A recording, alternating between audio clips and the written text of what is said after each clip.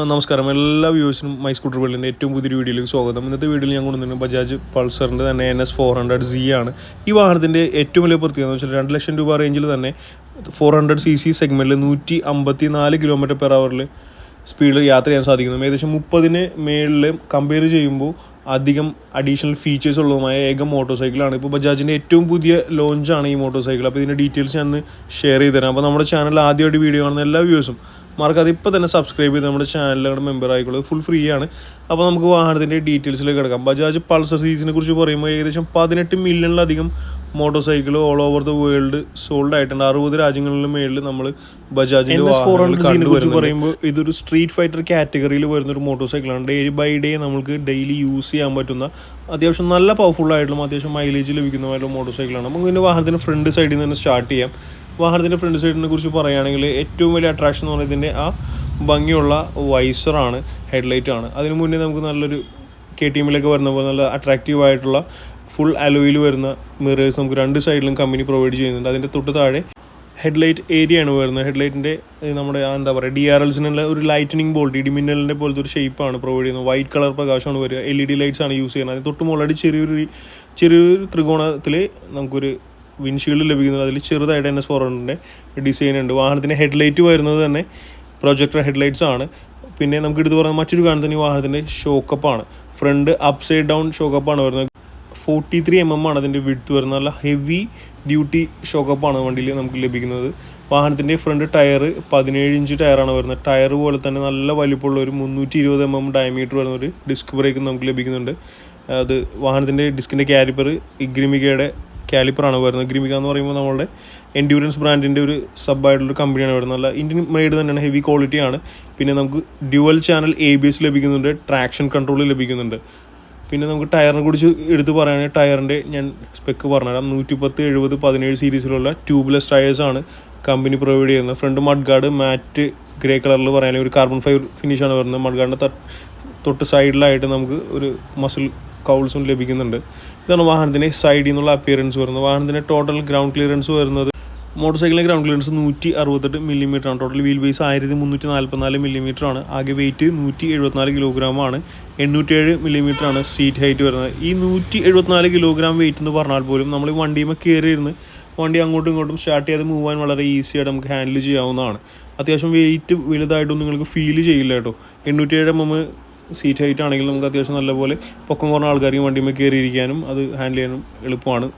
Fuel ടാങ്കിൻ്റെ capacity 12 ലിറ്ററാണ്. നമ്മുടെ NS200 പോലത്തെ ഷേപ്പ് ആണെങ്കിലും അഡീഷണൽ ആയിട്ട് നല്ല വലിപ്പമുള്ള 2 ടാങ്ക് കൗൾസ് കൊടുത്തിട്ടുണ്ട്. ടാങ്ക് കൗൾസിൽ NS400ൻ്റെ ബാഡ്ജിങ് ഉണ്ട്.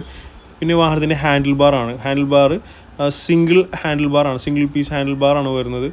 വാഹനത്തിൻ്റെ സ്വിച്ചസിനെ കുറിച്ച് പറയുമ്പോൾ ഈ 4 സ്വിച്ചസ്, ബാക്ക് സ്പേസ് അടക്കമുള്ള സ്വിച്ച് വരുന്നത് നമ്മുടെ മീറ്റർ ടോഗിൾ ചെയ്യാനാണ്. ഇൻഡിക്കേറ്റർ, ഹോൺ വരും, പാസ് ബട്ടൺ വരും. പിന്നെ ഹസാർഡ് ബട്ടൺ ഓൾറെഡി വരുന്നുണ്ട്. എഞ്ചിൻ കിൽ സ്വിച്ച് വരുന്നുണ്ട്. അതിൻ്റെ താഴെയായിട്ട് നമ്മുടെ വാഹനത്തിൻ്റെ ഹെഡ്ലൈറ്റ് ഓൺ ഓഫ് സ്വിച്ചും വരുന്നുണ്ട്. വാഹനത്തിൻ്റെ കീനെ കുറിച്ച് പറയുമ്പോൾ നമ്മളിതാണ് സിമ്പിളായിട്ടുള്ള കീ ആണ് വരുന്നത്. ഞാൻ ഒന്ന് കാണിച്ചു തരാം. കീ നിങ്ങൾക്ക് ജസ്റ്റ് ഒന്ന് കാണിച്ചു തരാം. പിന്നെ വാഹനത്തിൻ്റെ മീറ്റർ മൾട്ടി കളർ ഡിസ്പ്ലേ ആണ്. ഡോട്ട് മെട്രിക്സ് ഡിസ്പ്ലേ ആണ് വരുന്നത്. നമ്മുടെ ഫോൺ ചാർജ് ചെയ്യാനുള്ള ഒരു USB കണക്ട് ചെയ്യാനുള്ള ഓപ്ഷൻ കൂടി നമ്മുടെ മീറ്ററിൽ ഇപ്പോൾ പുതിയതായിട്ട് കമ്പനി പ്രൊവൈഡ് ചെയ്യുന്നുണ്ട്. ഇതാണ് വാഹനത്തിൻ്റെ മൾട്ടി കളർ ഡിസ്പ്ലേ വരുന്നത്. ഫുൾ ഡിജിറ്റൽ മീറ്ററാണ് വരുന്നത്. നമുക്ക് നോർമലി ആയിട്ടുള്ള ഫീച്ചേഴ്സ് ഇപ്പോൾ N160 സീരീസിലുള്ള ഫീച്ചേഴ്സൊക്കെ തന്നെ ഓൾമോസ്റ്റ് വരുന്നുണ്ട്. പിന്നെ അത് കൂടാതെ അഡീഷണൽ ആയിട്ട് 4 ഡ്രൈവ് മോഡ്സ് ഉണ്ട്. Road, sport, rain, off road. 4 drive modes നമുക്ക് ആവശ്യം പോലെ സെലക്ട് ചെയ്യാം. ഈ ഡ്രൈവ് മോഡ് നിങ്ങൾ സെലക്ട് ചെയ്യുമ്പോൾ വാഹനത്തിൻ്റെ പവറിലും ബ്രേക്കിങ്ങിലും ചേഞ്ചസ് വരും. അതിപ്പോൾ എന്താ പറയുക, റോഡ് മോഡ്, റെയിൻ മോഡൊക്കെ ആണെങ്കിൽ നല്ലപോലെ സ്പീഡ് കുറയാനും അതുപോലെ തന്നെ ബ്രേക്കിംഗ് എഫിഷ്യൻസി, ട്രാക്ഷൻ കൺട്രോൾ എല്ലാം പക്കയായിട്ട് വർക്ക് ചെയ്യാനും കാര്യങ്ങൾക്കെല്ലാം വാഹനം സപ്പോർട്ട് ചെയ്യുന്നത്. പിന്നെ ഒത്തിരി ഫീച്ചേഴ്സ് ഈ മീറ്ററിൽ വരുന്നുണ്ട്. നമ്മുടെ ഫോണിൻ്റെ കണക്ടിവിറ്റി, അതുകൂടാതെ മ്യൂസിക് വരെ കൺട്രോൾ ചെയ്യാനുള്ള ഓപ്ഷൻസ് എല്ലാം നമ്മുടെ ഈ മീറ്ററിൽ വരുന്നത്. അതെല്ലാം ഡീറ്റെയിൽ ആയിട്ട് അടുത്ത വീഡിയോ ഞാൻ ചെയ്യുന്നുണ്ട്. അതിൽ ഞാൻ പറഞ്ഞുതരാം. നമുക്ക് എഞ്ചിനിലേക്ക് കിടക്കാം. വാഹനത്തിൻ്റെ എഞ്ചിൻ കപ്പാസിറ്റി വരുന്നത് 373 cc ആണ്. Single cylinder 4 stroke 4 valve liquid cooled എഞ്ചിനാണ് നമുക്ക് വണ്ടിയിൽ തരുന്നത്. ഫ്യൂൽ ഇഞ്ചക്ഷൻ സപ്പോർട്ട് ചെയ്യുന്നുണ്ട്. മാക്സിമം പവർ 40 bhp ആണ്. മാക്സിമം ടോർക്ക് 35 Nm ആണ്. 6 സ്പീഡ് ട്രാൻസ്മിഷനാണ് വരുന്നത്. ടോപ്പ് സ്പീഡ് വരുന്നത് ഞാൻ നിങ്ങളോട് ആദ്യമേ പറഞ്ഞിരുന്നു. ടോപ്പ് സ്പീഡ് 154 km/h ആണ് വാഹനത്തിൻ്റെ ടോപ്പ് സ്പീഡ് വരുന്നത്. ഇൻബിൽറ്റ് ആയിട്ട് dual horn, leg guard, additional ആയിട്ട് നല്ലൊരു ഭംഗിയുള്ളൊരു എൻജിൻ ഗാർഡ് എല്ലാം തന്നെ കമ്പനി ഓൾറെഡി പ്രൊവൈഡ് വരുന്നുണ്ട്. സ്ലിപ്പർ ക്ലച്ച് വാഹനത്തിന് അവൈലബിൾ ആണ്. Side stand, engine cut off already available ആണ്. മെയിൻ സ്റ്റാൻഡ് കമ്പനി വരുന്നില്ല. വാഹനത്തിൻ്റെ ചേസസിനെ കുറിച്ച് പറയുകയാണെങ്കിൽ ഡോമിനർ സീരീസിലെ ചേസ് ആണ് എന്ന് നിങ്ങൾക്ക് തോന്നുമെങ്കിലും പക്ഷേ അതിൻ്റെ സ്പേസ് കുറച്ചുകൂടി കട്ട് ചെയ്തിട്ടുണ്ട്. അപ്പോൾ ഫ്രണ്ടും ബാക്ക് കുറച്ച് കട്ട് ചെയ്ത് കുറച്ച് കോമ്പാക്റ്റ് ആക്കിയിട്ടുണ്ട്.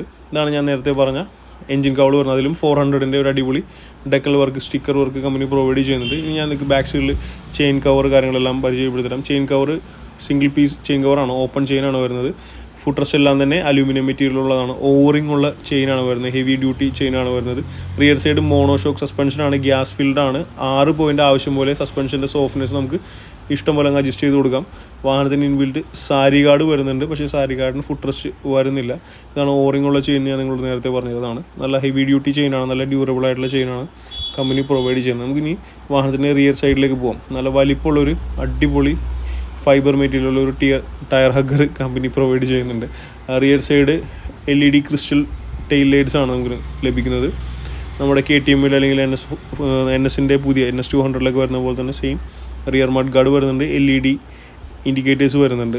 ബാക്ക് സൈഡ് ടയറിൻ്റെ പ്രൊഫൈലിലൂടെ ഞാൻ നിങ്ങൾക്ക് കാണിച്ചു തരാം. റിയർ സൈഡിലും ഈ പറഞ്ഞ പോലെ ABS സപ്പോർട്ട് വരുന്നുണ്ട്, ട്രാക്ഷൻ കൺട്രോൾ ഉണ്ട്. റിയർ സൈഡ് ടയറിൻ്റെ സൈസ് ഞാൻ നിങ്ങൾക്ക് ക്ലോസ് ആയിട്ട് കാണിച്ചു തരാം.